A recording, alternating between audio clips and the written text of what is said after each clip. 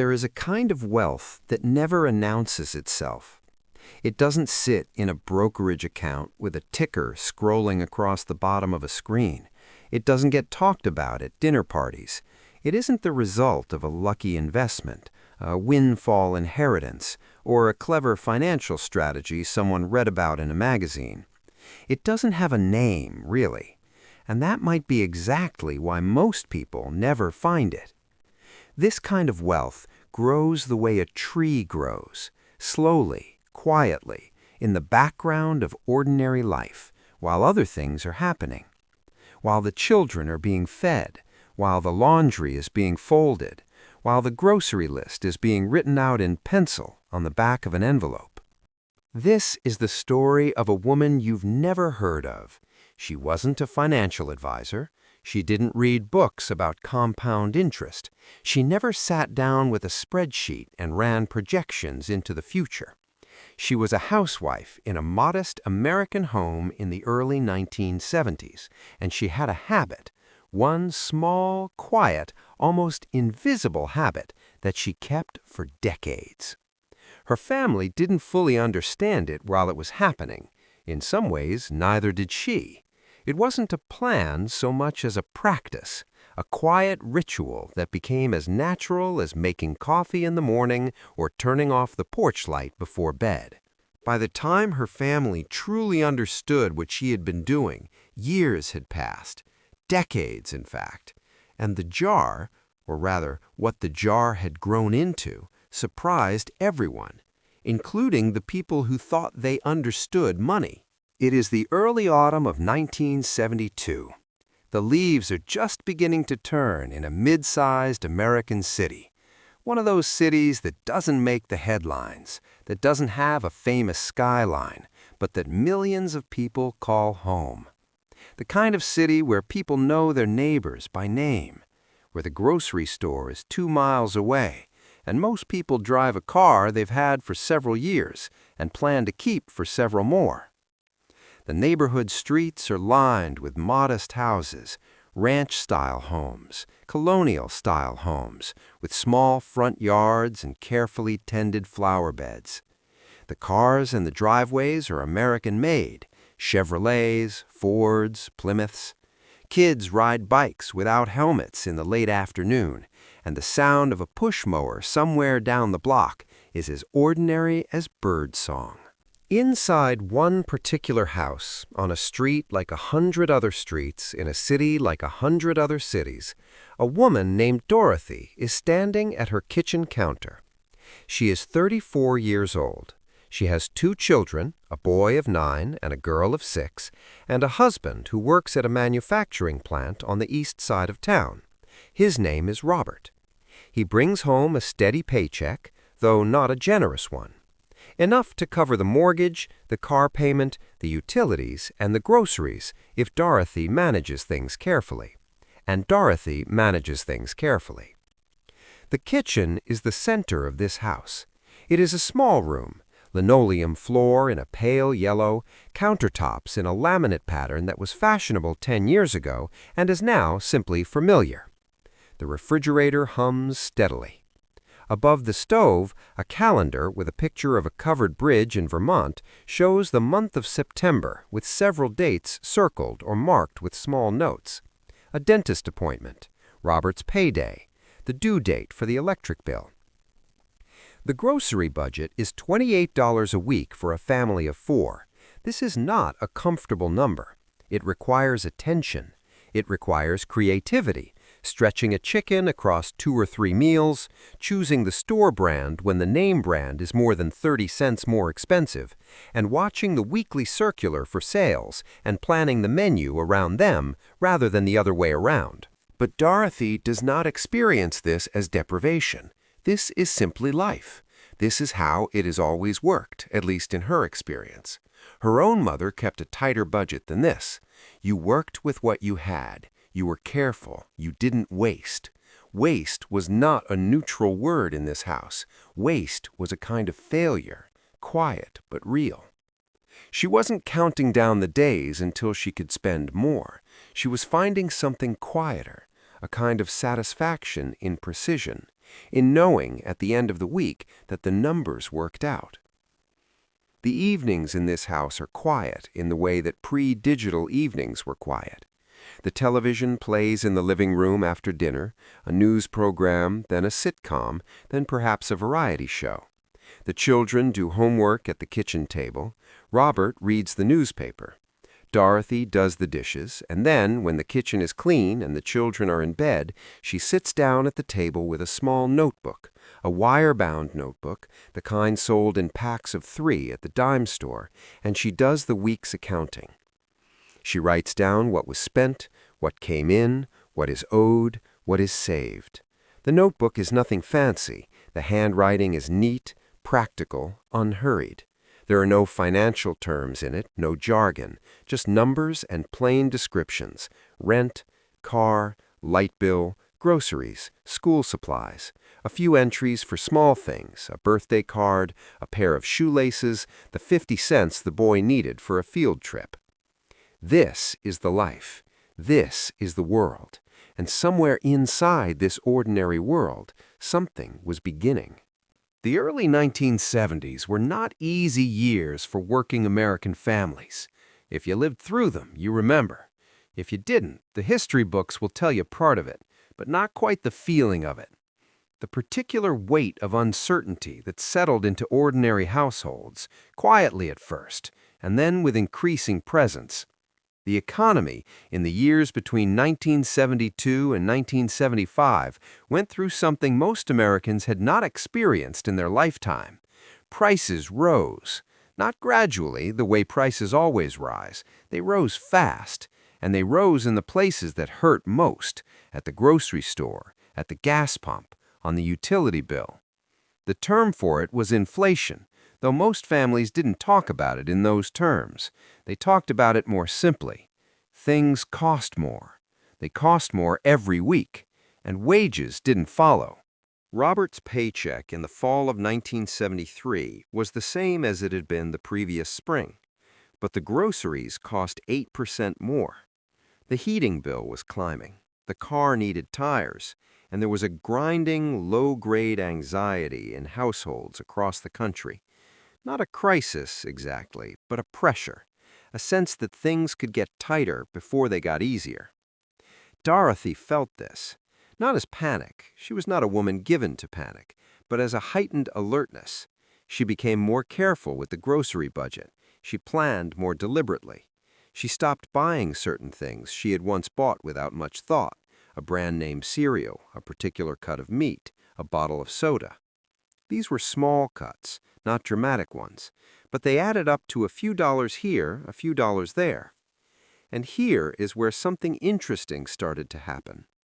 When Dorothy came home from the grocery store on a Friday in October of 1973, she found she had spent $24.17 instead of her usual $28. The store had run a sale on canned goods, and she had planned around it. The chicken she bought was large enough for 3 dinners. She had been precise, and the precision had paid off. She had $4 left over from the grocery envelope. In most households, in most weeks, that $4 would have simply dissolved, absorbed into the next need that came along, a school supply, a small want, something unmemorable. It wouldn't have gone anywhere particular. It would have just gone.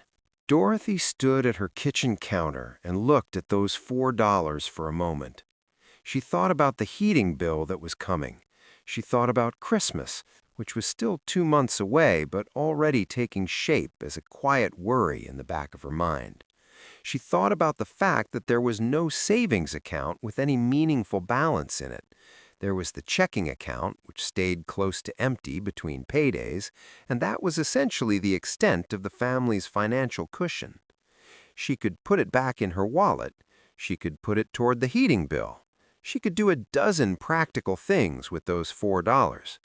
Instead, she opened the cabinet above the refrigerator, the one that held the spare light bulbs and the spare batteries and the odds and ends that didn't have anywhere else to live, and she took down an old glass jar, a mason jar that had once held her mother's peach preserves, which she had kept for no particular reason, and she put the $4 in the jar. She didn't make a ceremony of it. She simply put the money in the jar, set it back in the cabinet, and started dinner.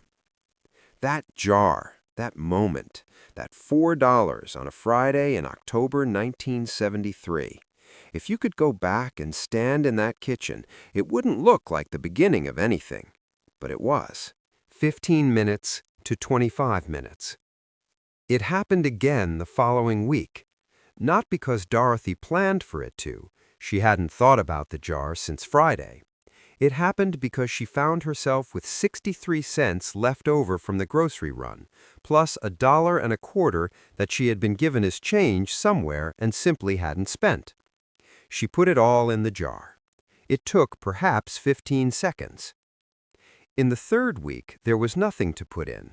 She had gone over budget by $2 because the boy needed new gym shoes. The jar sat in the cabinet untouched, and she didn't think about it. In the fourth week, she came home with $1.80 over. Into the jar it went. By December, there was somewhere between $15 and $18 in the jar.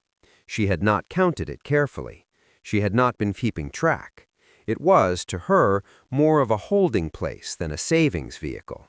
A spot for money that hadn't been needed yet, money that might be needed later. But then something happened that shifted her thinking, even slightly. Christmas came, and for the first time in several years, Dorothy did not feel the particular dread of the post-Christmas credit hangover. Because when she needed to buy a small additional gift for a last-minute school party, she opened the jar. When Robert's brother showed up unannounced for 3 days and the food budget needed stretching, she opened the jar. The jar handled it, quietly, without drama, without any change to the monthly bills or the checkbook balance. In January, after the holidays, Dorothy sat down at her kitchen table with her wire-bound notebook and thought about what had happened. Not in a grand way. She wasn't drawing conclusions about financial philosophy. She was simply noticing that the jar had been useful, that having a small reserve, however small, however informal, had made a difference. Not a dramatic difference, but a real one. She decided to be more intentional about it. Not aggressive, not disciplined in some forceful way. She didn't set a savings target or open a new bank account or start a plan with a name. She simply decided that when money was left over, from the grocery envelope, from the occasional small errands, from the change that accumulated in her purse at the end of the week, it would go into the jar, without exception, without deliberation, into the jar, and that was that. She also added something else to the habit that winter. She started a second jar. The second jar was for coins only, the pennies, nickels, and dimes that accumulated in the little dish by the door, in the bottom of her purse, in Robert's jacket pockets when she put it in the wash. These coins were, by almost any financial reckoning, meaningless. No one thought of coins as money in any real sense anymore. They were the awkward remainder of transactions, something you dropped in a bowl and forgot about. But Dorothy began collecting them. Every Sunday evening, she gathered the loose coins in the house and put them in the second jar. Her daughter, who was 7 now, was fascinated by this. She would sometimes sit across the table and watch, and occasionally Dorothy would let her drop the coins in herself, one by one, with the satisfying clink of each one settling against the others.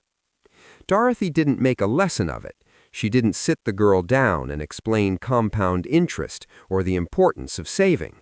She simply let her watch, let her participate, let the ritual be ordinary and unremarkable, the way that truly lasting habits must be. By the spring of 1974, the 2 jars together held just over $60. Dorothy knew this because she counted them on a Tuesday evening in April, by herself, after the children were asleep and Robert was watching the late news in the living room. She sat at the kitchen table with the jars and counted it all out, and then put it back and felt, not excitement exactly, something quieter than excitement, something that might be called reassurance. There was also now a third element to the habit. She had started putting aside any money she received as a personal gift. Birthday money, the occasional cash her mother-in-law would tuck into a card at Christmas, the $5 that came with a thank you note from a neighbor for whom she had watched the dog. These amounts were irregular and sometimes years apart, but they went into the jar rather than into the household fund. They were, in a small way, hers. Not secretive, not hidden from Robert. He knew about the jars, in the vague way that husbands of that era knew about the workings of the household, but particular to her. The habit was still invisible, still tiny, still happening entirely in the margins of a budget that was already stretched, but it was happening, every week, without fail or fanfare.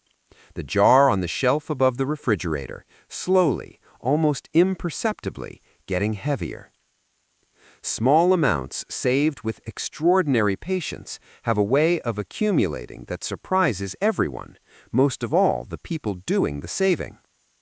What Dorothy was doing had a name, though she didn't know it. Economists would later describe it with terms like behavioral savings mechanisms and automatic frugality.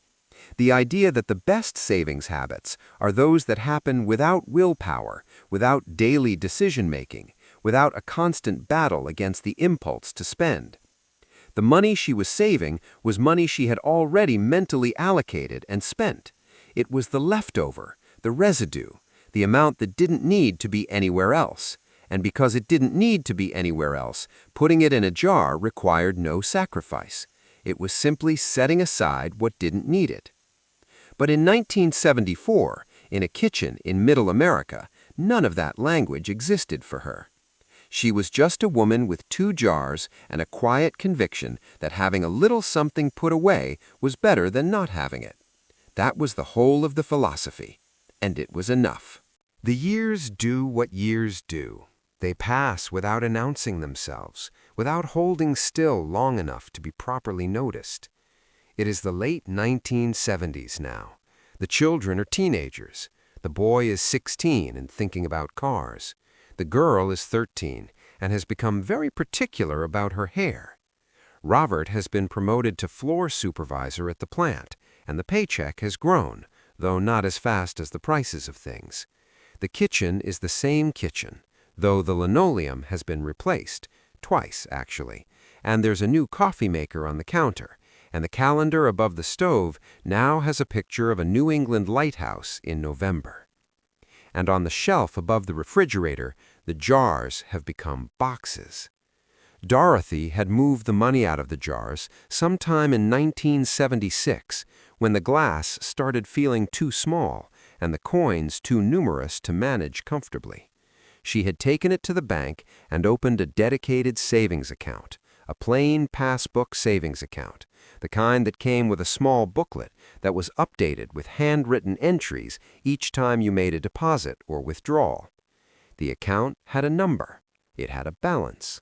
It earned interest, though the interest rate was modest and she didn't think about it much. She kept the habit going exactly as before.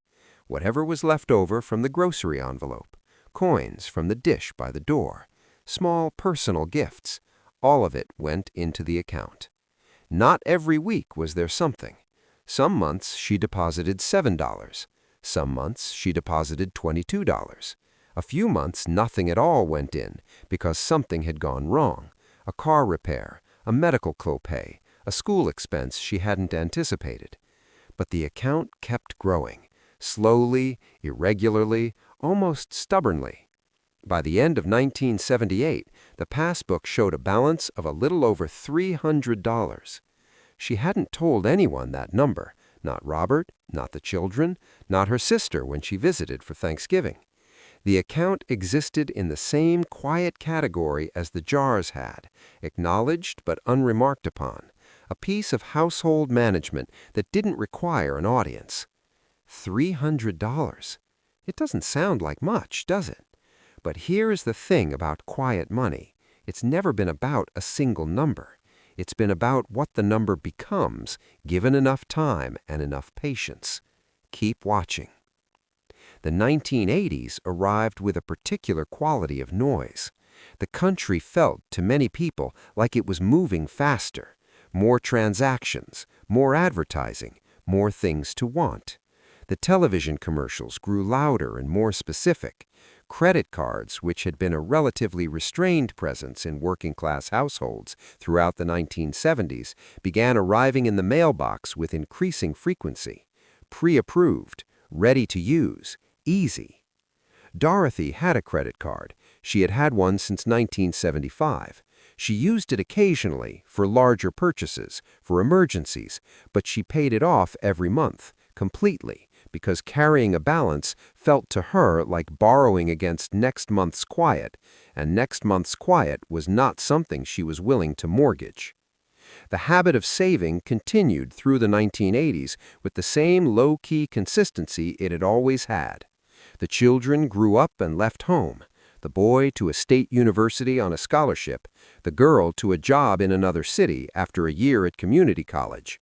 The house got quieter.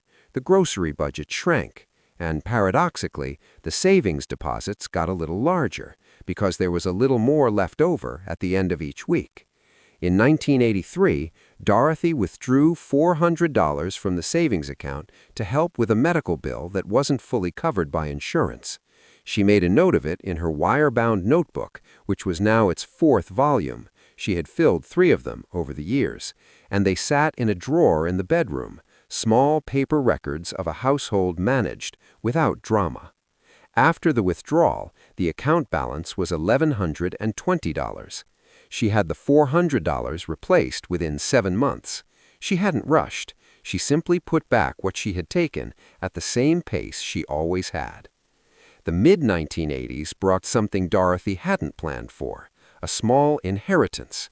Her mother passed away in 1985, and after the estate was settled, there was a modest amount, not life-changing but meaningful, that came to Dorothy and her brother. She put her share into a separate account, but she did not change her habit.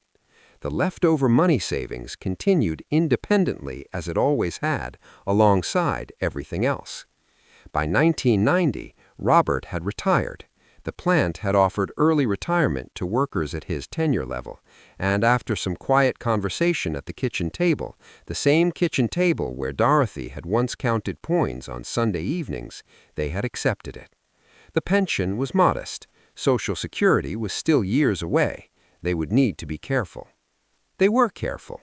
The habit never paused. In retirement, the grocery leftover was smaller. They spent less, needed less, but it still existed. The coin jar, there was still a coin jar, smaller now, on the windowsill above the kitchen sink, still filled and was still emptied into the savings account every month or two. The amounts were sometimes comical in their smallness. A deposit of $4.11, a deposit of $2.73. Dorothy wrote each one down in a new notebook, a spiral-bound one she'd bought at the drugstore, and she did not feel embarrassed by the smallness of the numbers. Small was fine. Small was exactly what this had always been. The children called on weekends. Holidays brought them back to the house, which still smelled the way it always had, coffee and something baked, the faint trace of a candle. The kitchen table accommodated grandchildren now, small hands reaching across it, spilling things. Life continued its ordinary passage, and the savings account, in a bank branch 3 miles away that Dorothy had been using for 19 years, continued to hold its balance, continued to accept the small deposits, continued, in its unremarkable way, to grow. By the early 1990s, the balance was something that Dorothy had not yet told anyone, because no one had asked, and in the way of quiet people who do quiet things, she had not volunteered the information. It was simply there, waiting, accumulating interest, now in a slightly better account, an interest-bearing savings account, a helpful young bank employee had suggested when she came in one spring afternoon. Not a dramatic improvement, but something. Something repeated enough times, over enough years, becomes something else entirely. It was a November afternoon in 1994. Dorothy was 66 years old.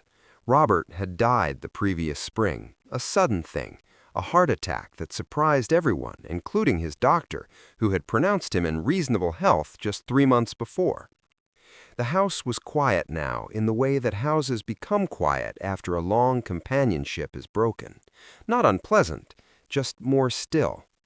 Their daughter Karen had driven up from her city to help sort through practical matters, the paperwork, the accounts, the small bureaucratic aftermath of a life. She and Dorothy sat at the kitchen table for several evenings with folders and documents, going through things that needed to be understood and organized. Robert had handled certain accounts. Dorothy had handled others. Together they had managed well, and now that management needed to be reorganized into one person's hands. On the third evening, Karen asked about a bank statement she hadn't seen before. It was from a different bank than the joint checking account, a separate institution where Dorothy had been keeping her savings for more than 20 years. Karen had known about the account in the vague way that adult children know about their parents' financial arrangements, aware that it existed, uncurious about its particulars. "What account is this, Mom?" Dorothy looked up from the folder she was holding. "That's my savings account, from the jars." Karen waited a moment, unsure what that meant. "From the jars?" "The jars I kept in the kitchen," Dorothy said. "The leftover money. I moved it to the bank in 1976 and kept putting it in." Karen looked down at the statement. The balance at the top of the page was a number she had to read twice.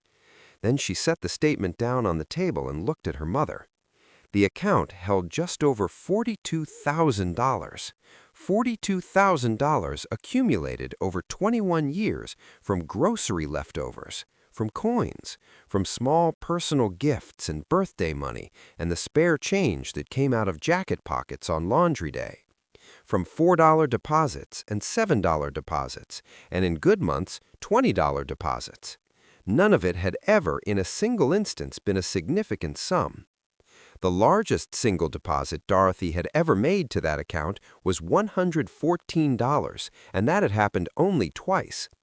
But there had been interest, 21 years of interest on a growing balance, sometimes modest, sometimes better, depending on the rate environment in a given year. The money had been compounding, quietly, in the background of everything else. The principal grew slowly, and then the interest accelerated it, and then the interest on the interest added its small voice, and over 21 years, all of those small voices had become a chorus that produced a number Karen had not expected to see on a bank statement in her mother's name. Karen sat very still for a moment. Then she said, "Mom, you never told us." And Dorothy looked at her with an expression that wasn't quite a smile. "You never asked," she said. They sat quietly for a while. Karen asked questions. Dorothy answered them honestly and without drama. She explained the jars. She explained the coin dish by the door. She explained the Friday afternoon ritual of counting the grocery envelope and putting away what was left. She showed Karen the notebooks, all 4 of the wire-bound volumes and the spiral notebook that had followed them, each filled with small, neat handwriting that recorded 2 decades of modest deposits and occasional withdrawals, and the running total that crept upward year by year without hurry. Karen was a practical woman in her late 30s. She worked in hospital administration and understood budgets and numbers. She had a savings account of her own, a retirement account her employer contributed to, a moderate financial life managed with reasonable intention. But sitting at her mother's kitchen table, looking at 4 notebooks of handwritten entries and a bank statement showing $42,000, she felt something that took her a moment to identify. It was humility. Not shame, there was nothing to be ashamed of, but a quiet recognition that something she had never thought of as significant had been significant all along. That the jars in the cabinet above the refrigerator, which she had been vaguely aware of as a child, had been doing something she had never taken seriously enough to notice. That her mother's Friday afternoon ritual of counting change had not been a small domestic habit. It had been, over 21 years, a financial act of considerable consequence. She called her brother that night. He drove down the following weekend.